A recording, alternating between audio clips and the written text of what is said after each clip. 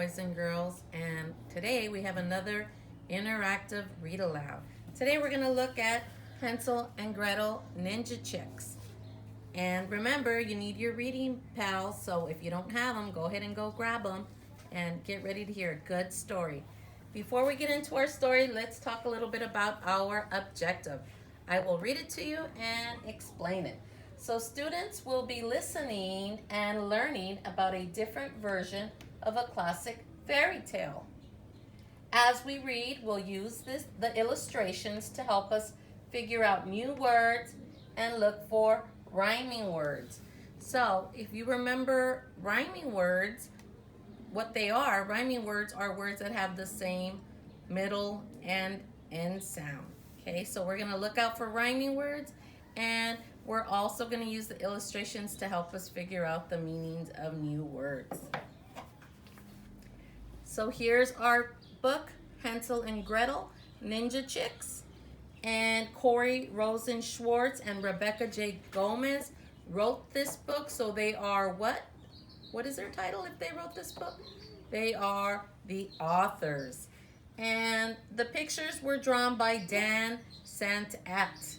So if Dan Santat drew the pictures, he is the illustrator. Good job. So let's look at the cover. We see two chicks. We see that they're dressed in ninja wear or ninja attire. And we see a fox that has a great big pot or a great big wok, what they call wok. And I think he might have some chopsticks there in his hand. So it looks like he has a plan. Let's see what happens. Now, if you recall, I just told you that we're gonna look at a different version of a classic story. So this is the version we're looking at, but the classic story, if you remember Hensel and Gretel, it's about a brother and sister who are dropped off in the dark woods by their dad because their dad and their stepmother decide that they can no longer keep them because they don't have money to feed them. So they want to get rid of them. They go and take them into the dark woods and leave them there. Hensel and Gretel try to find their way back home, but they have a little difficulty. They come across a cottage made of candy and cookies and cupcakes, and they're so hungry that they start eating it. Just then, the woman that lives in that cottage comes out.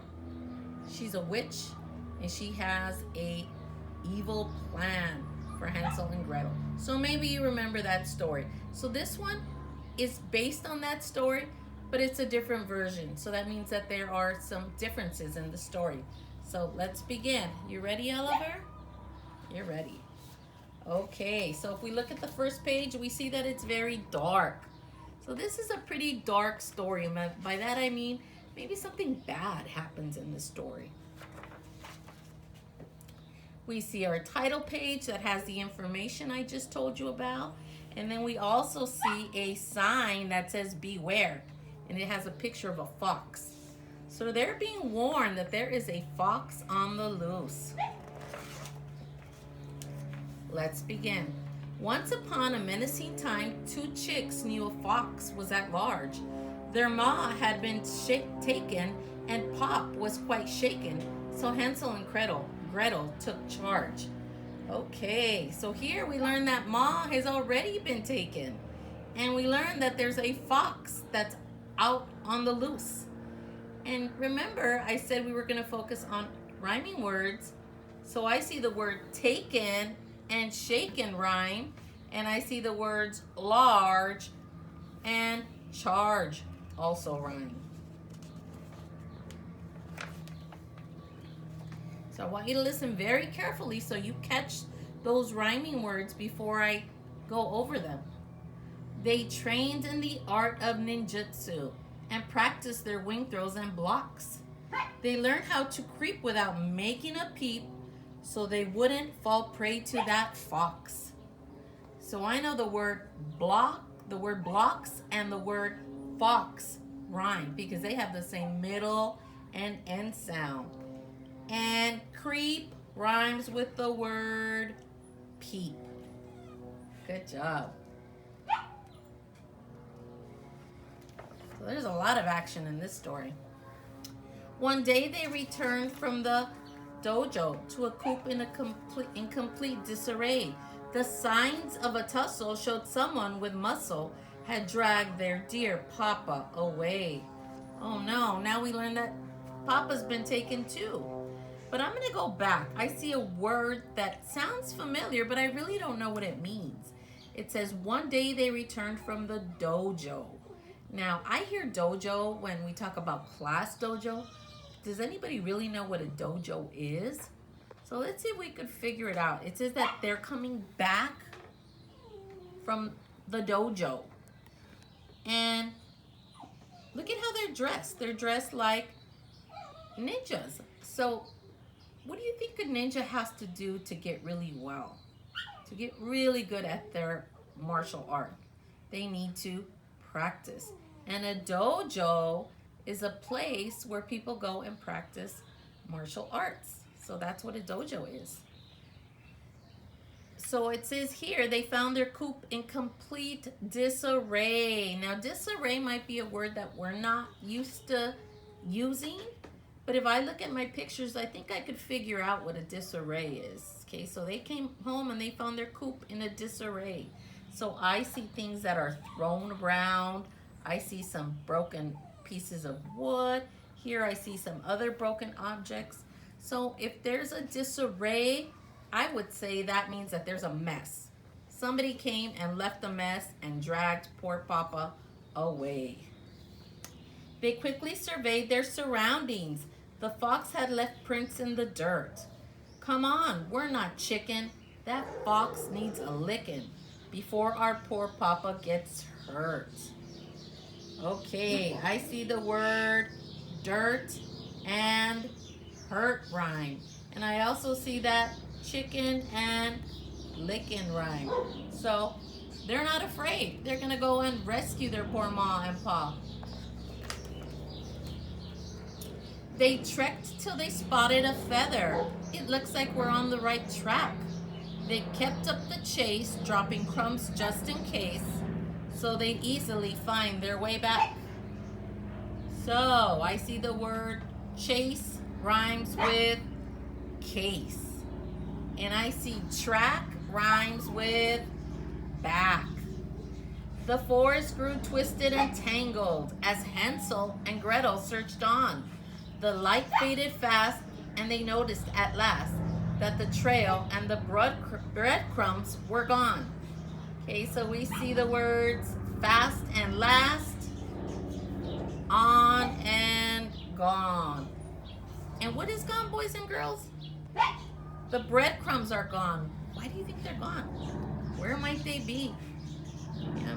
I looked at the picture carefully before I even read the story to you guys, and I don't see anything in the picture that leads me to a clue as to where the breadcrumbs may have gone. But think about it. They're in a dark forest. Do you think there's lots of animals there? What do you think? Yeah. So any animal could have picked up their crumbs. So now they really don't know their way back. But let's see what happens. They shuddered and groped in the darkness. We're lost, whispered Hensel with dread. They weaved and they wound and kept roaming around until they saw light up ahead. So here we see them in all these different places because the woods are just really winding. The roads in the woods are very winding. But finally, they see some light. And I see the word wound rhymes with around. And I see the word dread rhymes with ahead. Let's see what happens. It came from a cottage of cornbread. Let's eat, Hensel clucked with delight. She nibbled away till she heard someone say, my dear, come on in for a bite. I'll whip up some quick teriyaki while we wait for the tea cakes to bake. Why not? Hensel reckoned, off guard for a second. Okay, so they've come across a cottage that's made of cornbread. So this part really does remind me of the classic story where they come across the cottage that's made of all the sweet goodies. But here, now, The classic story had a witch. This one has a fox. But let's predict what might happen. Okay, so remember, boys and girls, when we predict, we think about what might happen next. So it sounds like the fox is trying to lure Hensel into the house, offering to give him food and a place to rest. So what do you think that fox might be planning? Go ahead and tell your reading pal.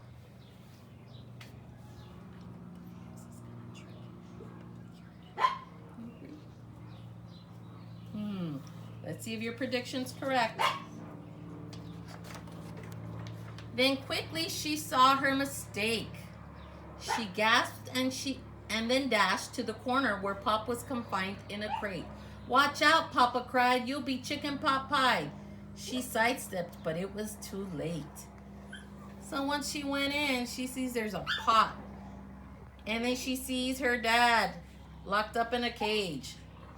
But it was too late. She was already in there. So let's see what happens next. The fox plucked her up in a hurry and shoved her right into the pen. "You're scrawny and tough, but you'll plump up soon enough. For now, I'll just stir fry this hen." Okay, so let's go back to our rhyming words. We have tough and enough. And we have the word pen and hen. So it says that the fox tells her that she's scrawny. What do you think scrawny means? It says, "But I'll plump you up." So if she's going to plump her up, that means she's going to get her nice and fat. So if she's saying she's scrawny, that must mean that she's really thin. Yeah. The fluttering hen looked familiar. "It's Mama," cried Hensel in shock. Hensel was scared, but she came well prepared. "I bet I can jimmy this lock." Let's look at that picture. It says they're gonna jimmy the lock.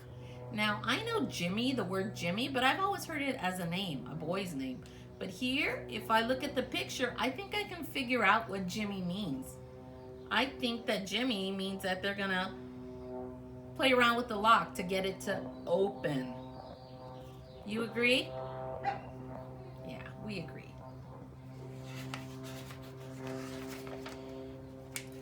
Outside in the dark, Gretel listened, dismayed at the fox's misdeed. She climbed to the flue and squeezed her way through with ninja-like silence and speed. Okay, so it says that she squeezed through the flue. I don't think I know what the word flue means, but if I look at the illustration, where is she going? She's going down the chimney. So a flue is the pipe that goes down the chimney. And I see the word misdeed and the word speed rhyme. This is getting really interesting. Then Gretel swooped in and snatched Mama and swiftly adjusted her stance. The fox took a leap, but with one feathered sweep, the chick boldly blocked her advance. Wow, so look at that illustration. There's a whole lot going on there.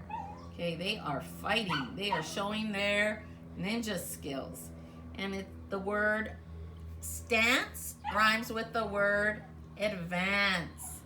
And the word leap rhymes with the word sweep. You like it, Oliver? Lots of action, huh? "Not bad," said the fox, striding toward them. "Give up," Gretel clucked, undeterred. The fox said, "Surrender. No way, chicken tender. Your cheap little threats are absurd."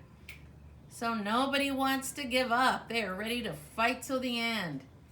And if we look for our rhyming words, we see surrender rhymes with tender. Undeterred rhymes with absurd. The fox charged and grappled with Gretel, a flurry of feathers and fur. The fox held her tight, but Gretel wrenched right, as something zipped past with a whir. With the fox in the days, Gretel vaulted as Hansel and Papa broke free. Look, they're free. And let's look at the fox. Look at his expression. He is not happy. He thought he was going to eat chicken pot pie and teriyaki, and he's not having anything. Oh no, let's see what happens. With one wicked spin, Hensel kicked the fox in. You're done with your chick frying spree. Oh, so one ninja kick and he was able to get the fox in the cage. She slammed the door shut and then locked it. The fox crumpled, looking unnerved. You two ninja chicks got us out of that fix, and justice, not dinner, was served. So let's look at our rhyming words. We have unnerved and we have served. Chicks and fix. So, yeah, that was an awesome ending. The ninja chicks were able to save their parents, and the fox who was terrorizing the whole place is now locked up. And here we see all of the citizens super happy with the ninja chicks. So let's see what happens. From then on, they made it their mission to rescue, protect, and defend. They'd work night and day to liberate prey till bird napping came to an end. And there they are. Okay, so that was a great story. And you know what? It kind of reminded me of the Three Little Super Pigs, because at the end, if you remember, they also became superheroes and were doing lots of rescuing, just like the ninja chicks. So I hope you enjoyed this version of a classic, or different version of a classic story. Did you like it, Oliver? Thumbs up? Yeah, that was great. Okay, boys and girls, just like always, when we read a story, there's always something that follows. So if you remember, you have a journal where you're doing your writing. You're going to take out your journal. You're going to open up to your first blank page. You're going to put today's date. And in your notebook, write one paragraph that summarizes the story. Now, boys and girls, what does it mean to summarize? Do you remember what that means when we summarize a story? Tell your reading pal.